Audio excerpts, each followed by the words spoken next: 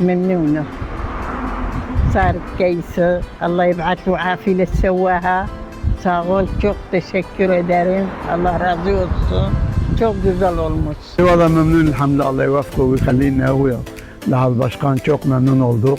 Bilhassa bizim ilk yol olduğu için çok memnunuz. İlk yaptığı yol çok güzel. Ellerine sağlık. Valla perişan haldeydik. Çukurlar dize kadar idi. Şimdi ne güzel. Arabaların tekerleri çamur olmuyor Allah'a şükür. Teşekkür ederiz. Güzel bir şey yaptı, yani bu yolu yaptı. Daha önce zaten yol kötüydü. Arabanın hepsi, yani alt takımları hepsi gitti yani. Eyvallah. Bütün arabaların. Şimdi çok iyi. Bir de denize kadar artık Devam yani edeceği için edecekmiş. çok memnunum. Çok memnunuz, evet.